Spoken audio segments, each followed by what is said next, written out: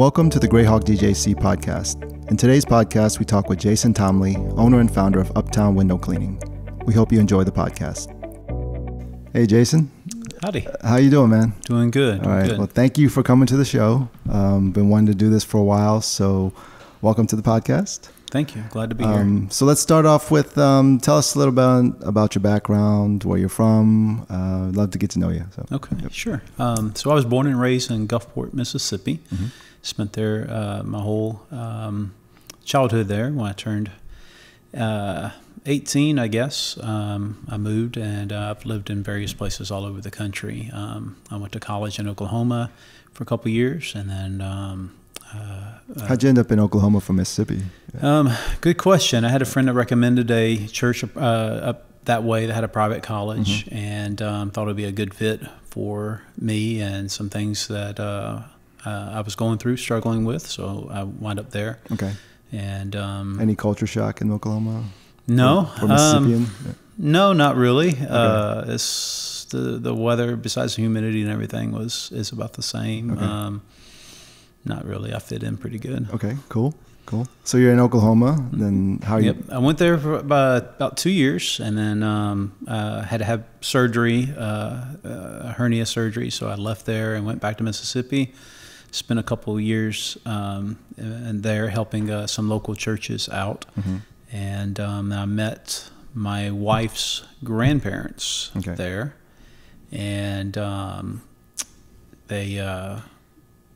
grandmother was showing me pictures of her grandkids, and I saw one that caught my eye. Okay. And I asked, what's her name? And back then we wrote letters. Mm-hmm. Cell phones were just coming out, so I asked for address and wrote her a letter. And you didn't know her? You just wrote a letter? I saw her one time from a distance when they were visiting at a glance or whatever. So I just wrote her a letter. Okay. I guess she replied to the letter? She did. Okay. But I didn't get the reply. So what happened? Okay, this is an interesting story. Please tell. Yeah. So she was actually had gotten my letter, and I wrote her a letter. Didn't get the response or reply from it. And she was going to be at a conference that I was going to with a friend of mine, and in Indiana.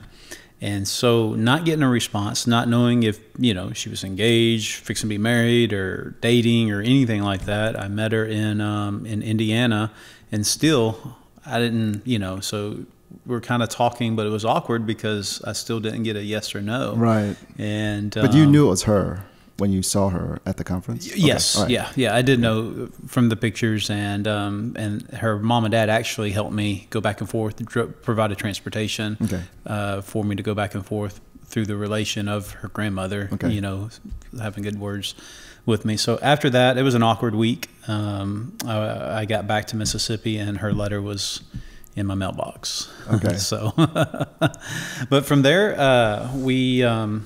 she came back to Mississippi to visit her grandparents, and I think it was in June. And it was just, they say love at first sight, I guess. We talked, things went well, and I proposed. That was June of, if I don't get this right, it's going to be bad, right? June of 2003. I proposed August of 2003. Wow. And we were married February 14th of 2004. So about 6 months after proposal and 3 months after meeting. Wow. Yeah. In the midst of the romance, what are you doing at that time? I'm helping out in some churches. I was in the youth ministry and outreach ministries of the church, and then I traveled to church and just helped any way I could with maintenance and their outreach programs, the youth ministries, some of the schools. Okay. And that's how you're making your living at this time? Yep. Okay. Yes. And how old are you? If you would call that a living. Sure. How old are you at this time? I am early 20s. Okay. I would hate to... I was married when I was 24, so this was 21, 22, 23. All right. So you're 24, you're married, and then what do you guys decide to do after that? I needed to finish college. Okay. So she was attending a college in Indiana, and so we had already decided I wanted to finish before I met her school. And so once we got married, we moved to Indiana, and I finished my schooling there. Okay. And it was in church ministries, church work. So I paid for, worked my way through school, paying my school bill and hers as well, and by flipping houses. Really? Yep. Okay. How did you get the money and resources for that? Well, I've done carpentry work and stuff like that for the churches and things. So a lot of the either churches and had provided or I bought to do the jobs that I was doing. So I had accumulated quite a bit. And I come from my dad and grandparents, grandfather and uncles are, painters and carpenters and stuff like that. So that's always been in your background. Okay. Correct. All right. How's your first flip? Scary. Okay. So I did the flipping of the houses. I didn't own the houses, and so I was the contractor going out. And it was after you get a couple, just like anything, it's new and the pressure's on because there is a deadline and time limit. Anybody knows anything about flipping houses? You got a window that you got to get the house on the market so you can get some money coming in, and so that pressure was always there. But it went well. I really enjoyed it. Hired a handful of guys to help and different subs to do specialty work like HVAC and electrical, and we could do most of the finished plumbing, but some of the really in-depth stuff, had to hire it out. Did you have a company at this time, or was it just you freelancing? It was a sole proprietorship, so it wasn't nothing incorporated or anything like that. Okay. And you're only getting paid when the house is flipped and correct. It makes money. We would get a draw okay. To get the work done, and then yes. All right. So you're doing that to pay your way through college, you're saying? Correct. Okay. So you're studying and then flipping houses on the side. Correct. Wow. All right. And how long did that go on for? I had 2 years of college left, and I crammed it into 3 years. Okay. And we had a baby, our first child during that time. So I think I had 1 year in, and I took off a semester or two when our daughter was born to help the wife and everything. So I was able to put more into the work, but I wasn't doing school and that at the same time. And so, I think it took 3 years, 3.5 years or something like that to finish. Okay. So now you have a family to take care of. You finished college, and so what's the next step for you? From there, we had child number 2, daughter number 2, and we moved to East Tennessee to help a church there. I became got on staff as an assistant pastor and youth leader and outreach ministry there, and in East Tennessee, beautiful area. We loved it, and we were there for about 2 years. Okay. All right. How long were you in Tennessee for then? About 2 years. Okay. And then what did you do after that? From there, a friend of mine that I traveled with to Asia, multiple trips and stuff, we became close. He had an inkling to always go back into a pastorate. And just something I said that if he ever took a church, a pastorate, then I was going to move my family to wherever it was and be a part of his ministry. I think there were a few caveats. There were a few places I didn't want to go. Sure. So where'd you end up, I guess? I ended up here in Dallas. Okay. So we moved here 12 years ago, March of 2010. Okay. Was that how's the move coming from Tennessee to Texas? That probably would have been a culture shock. Okay. What's the biggest difference, you think? The pace. Okay. Is it faster here or slow? Much faster. So we lived in the country. In East Tennessee, and everything was just we'll get to it when we get to it, right. Which is a little bit different than my personality, but after 2 years we got used to it and accustomed to things being a lot slower, right? A lot slower, even talking slower, and the Sunday drives wasn't just on Sunday going slow, right? It was a 6 days, 7 days a week kind of thing. Did you like the pace here better, I guess? Good question. Sometimes I do. Okay. Sometimes I do. With family, kids, I think as you get older, you want things to slow down more, especially you want time to slow down because you want to savor the moments with your kids in different stages. And sometimes we can get caught up in the hustle bustle, living in big cities where we're always rushing from one place to another place to another place to another place and not enjoying each individual moment, if that makes sense. Right. So when you got here, did you have a job at the church? Sort of, yeah. Part-time, I was on staff a little bit and taught in the college. And we also did some more traveling to churches throughout the United States to raise support and to try to be a help and a blessing to pastors in local churches. And we did trips to the Philippines and Thailand, Cambodia, and India. And so we raised a little bit of support doing that, the college a little bit, and then my pastor at the time just said, "Hey, I did window cleaning when I went through college. Why don't you try it?" It's like just out of the blue. Out of the blue.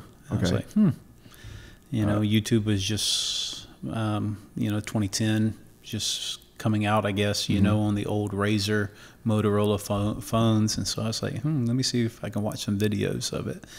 And so I did. I took about $100. We had a little bit of nest egg savings when we got here, and then just everything kind of went to pot. I mean, the motor in my van, it was a newer van, motor locked up on it, just a fluke, and dryer went out. One of the kids got sick, and just all that savings was like gone in just a very, very short period of time. And so we were scraping at the end of the bucket there, and I don't remember exactly how much we had left in the bank, but it wasn't much more than the $100. And so I went to Lowe's and bought a strip washer, squeegee. I had ladders and a bucket. I didn't know you could use a 5-gallon bucket. I mean, I thought you had to buy a special rectangle bucket to do window cleaning. I could have saved me $20. But anyways, I took about my last $100 and watched a few YouTube videos. I went to my church and practiced on their windows. And then I went door to door. Literally just knocking on doors. Literally, door to door to door. Which part of Dallas were you knocking on doors for? Is it? I think I started in the Mesquite area, and then Rockwall. And Heath didn't really have that many groceries or many storefronts at that time, but Rockwall is where I predominantly stayed. Were you formed an official company at that time, or it was still my own job? I created myself a job. All right. Yeah. So how was the door knocking? Any stories, or how well received was that? It grew fast. I mean, I didn't know anything about building a business at that time. I was just looking at providing food and a place for my family to stay. That's what it was about. Right. I didn't have the right mindset that I have now. I think it went well, considering at that time I was still kind of young.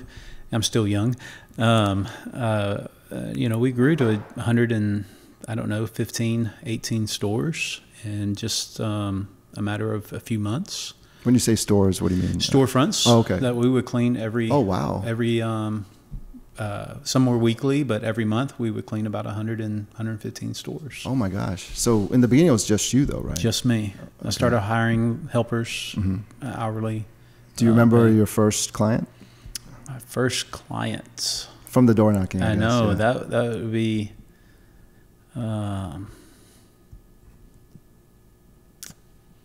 No, I don't know who my first client would be. That's an interesting question. Do you remember? Have to ponder on that. Do you remember how many doors you had to knock on before you got that?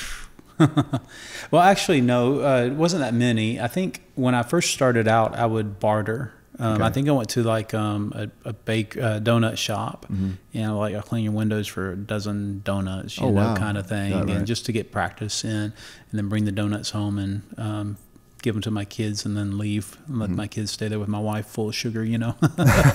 Sure. And then I had a couple pizza places, Papa John's and Little Caesars, that they would let me clean, and they'll give me a couple things of pizza, and I got some reps and practice in like that.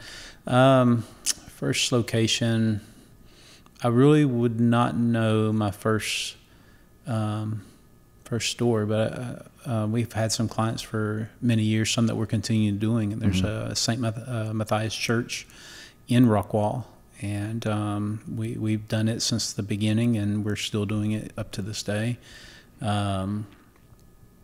Some dental offices and mom and pop shops like that. And these are all paid gigs, right? Yes. Okay. Now it is, yes. Right. That's always better. But you're saying within 6 months you had over 100 paying customers. Yes. And that's all from door knocking. Right. Wow. And maybe referrals. Right, They see me in the area. So how long do you think it took you before you got to a point where you thought, I'm a really good pro at what I'm doing? I'm still not there yet. Okay. That's awesome. That's awesome. Okay. That's a great answer, by the way. I'm still not there yet. Right. I didn't know what I was doing. I didn't know I had a good thing going then. Now looking back, it's like, wow. I mean, I think kind of sometimes we don't see, we're not allowed to take to see what we're doing because of pride or ego, kind of get in the way. And I'm grateful and thankful that it wasn't, I didn't allow that to get in my way. Right. So what was your typical day like back then, I guess? So then doing the storefronts, I would leave in the mornings. All depends on the day, but typically 2 days a week I was in the Rockwall area, and I'm trying to think back. It was like a Monday and a Friday or a Monday and a Thursday, and I would leave the house around 8-ish. She couldn't get there before they opened. You couldn't service the inside. And we would go, I would go to the first store or first couple stores and at least clean the outsides if they weren't open. Some of them didn't open until 10 o'clock. When they opened at 10, I would come in and you were doing the cleaning. I was doing all the cleaning. Right. Yep. I created myself a job. Right, absolutely. And then how much longer after that where you were,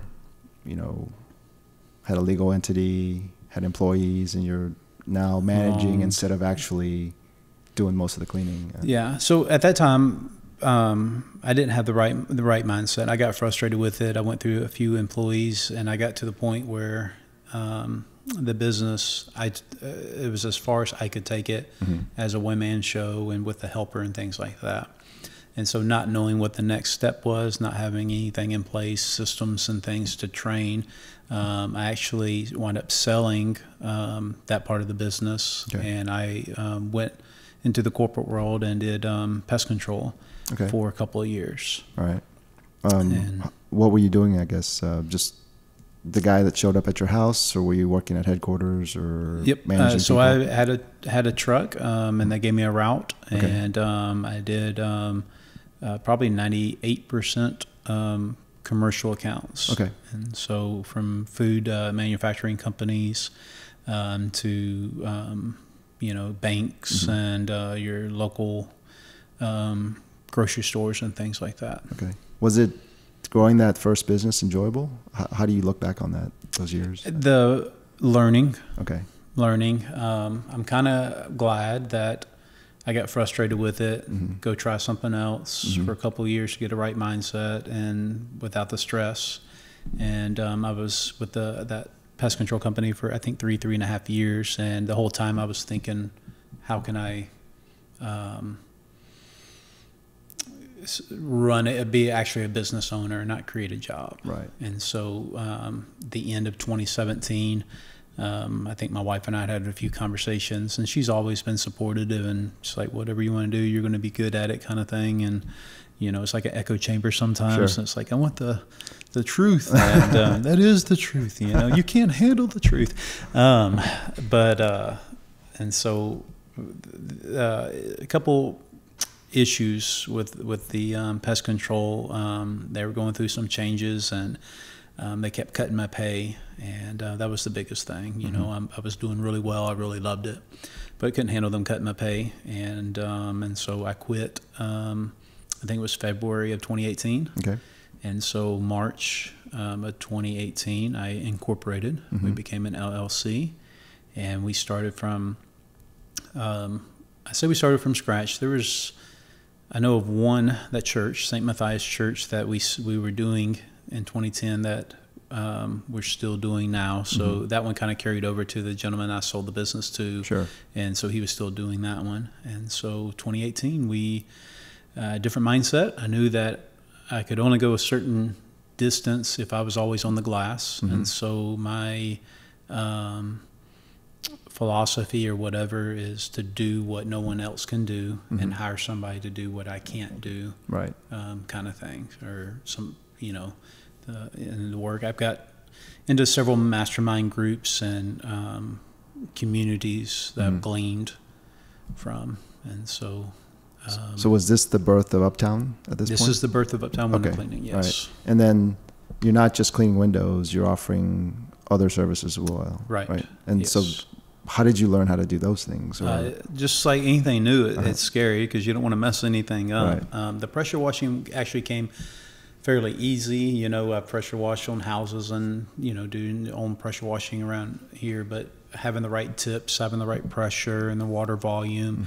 So YouTube videos and watching and talking to other people was very, very helpful. You never realize who you influence and who they influence. To learn one little nugget that change your whole mentality or change your business. And, so I actually bought a pressure washing company and that kind of force-fed me into doing a lot more pressure washing, and I learned quite a bit from that gentleman. And from there, we started offering it to clients, doing driveways and walkways. It's fairly easy, It's not like you have to have any type of training and stuff. But once you start adding a surface cleaner in, there are some tips and tricks with that, and then you start surface cleaning different types of flat work. You have slate tile, and you got ceramic tile and stone, and different pressures and different products that you want to use or don't want to use, so you don't mess things up. Right. What's the biggest thing you learned from having the first company as opposed to now, you think? I think the mindset, not creating a job, creating a company that I would enjoy working in, but not having the mindset to operate the company, to be the owner of the company and manage people to do the work, and not expect them to have the same standard that I have. Right. The OCD type A personality of doing things, I had to back off and allow employees to clean to the best of their ability. If the clients are happy, I have to be happy. Right. I have an eye for it, a knack for it, and the first go around, I could point out every little thing, every little drip, every little speck, and and it discouraged people. And sure. You've got to let them do the best they can. If the client is happy, I have to be happy with the result. Absolutely. So you've never borrowed any money to finance any of these initiatives, right? The first one was literally going to Lowe's and buying the equipment, starting. Right. The Uptown, was that just money you had saved up, or did you get financing or borrow money from anything? No, I did not get any financing. I did have a 401k at the pest control company that I withdrew everything out of to help keep mama happy. Sure, absolutely. Okay. To keep the pressure off. And that was enough to get us through most of the first year. So I didn't have to really draw a salary from the company. Right. So how, what's your day like now, typically, as opposed to when you first started with the other company or when you first started with Uptown? Sure. Yeah. So now, I normally get to the office. We're not in my home anymore. We moved out of that, I think July or August out of necessity, but I normally get to the office around 7:15 in the morning. I meet with my team at 7:30.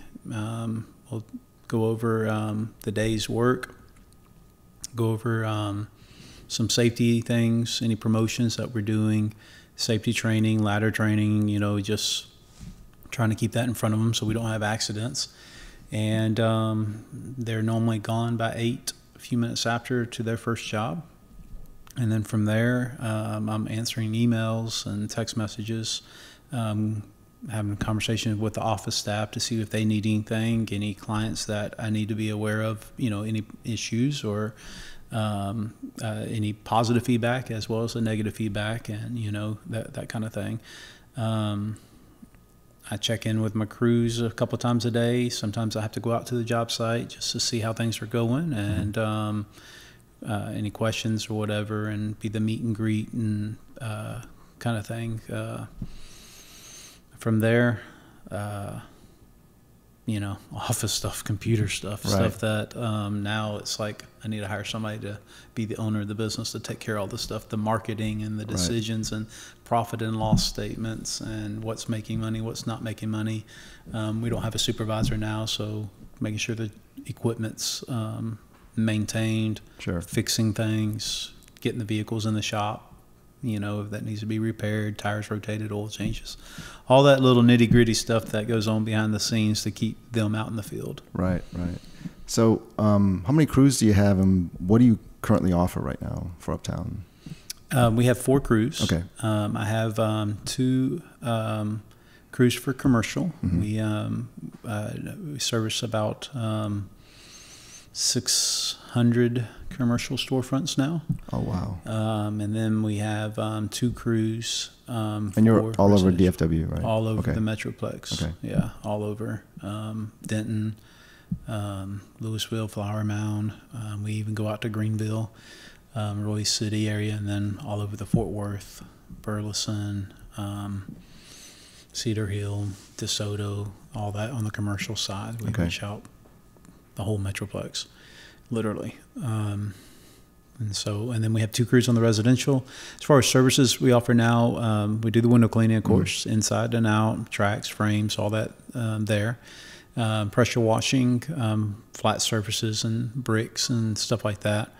And then we do soft washing. Soft washing is been around for a long time, but it's a newer service that more companies now are able to provide due to technology improvements and the lower costs of getting it into the hands of companies to do the work. Mm-hmm. And soft washing is how we would clean roofs, stone, delicate areas, stucco.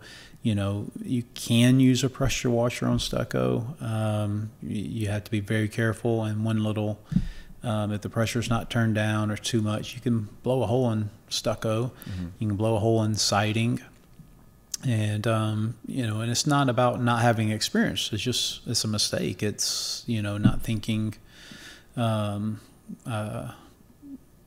properly at the right time, and then, you damage somebody's house. And so a lot of the house washes now has gone to a soft washing, which we use chemicals that, is safe for that. Just about every home has them in their home. Every restaurant has them, and then different types of soaps and mixtures and stuff. And that formula and ratio changes on depending on the home, and where you can spray the soap and cleaner on the house, let it sit for time, 10, 15 minutes, 20 minutes, and go back and rinse it. And, all the organics and buildups off of the dust and dirt and everything is off the home, and you don't have to worry about pressure washer blowing a hole through the window or chipping the wood or hurting the fascia and soffit and blowing water inside cracks and crevices and stuff. It's really a new cleaning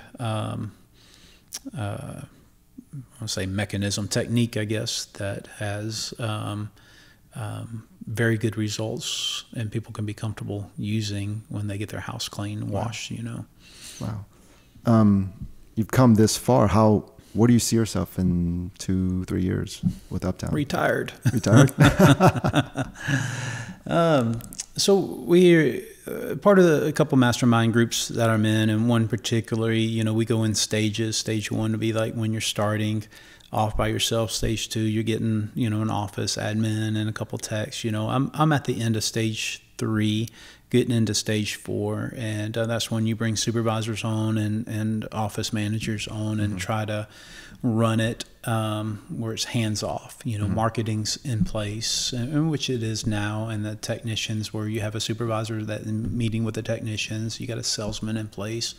And so I'm hoping within 2 years, 3 years, that I'll be at that place where I can it'd be hands off, and I can manage from a few minutes to an hour or two, a few hours a week, I guess, and be able to do some things with my family that we have goals and dreams of doing, right. And enjoy that time with my kids before they're have kids of their own. Yep, absolutely.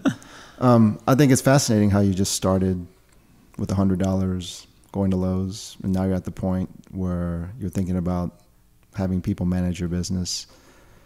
If you're talking to someone, so it's a two-part question. If you're talking to someone who wants to start a business or be an entrepreneur, any words of advice for them? And then anyone who wants to get in your particular industry, any words of advice for them? So. Yeah, good question. It's not for everybody, and I deal with that a lot of questions. There's a good group of guys through the Metroplex that have reached out to me, and they're solo entrepreneurs kind of thing, and they're still doing everything themselves, and they get real stressed out, lots of pressure.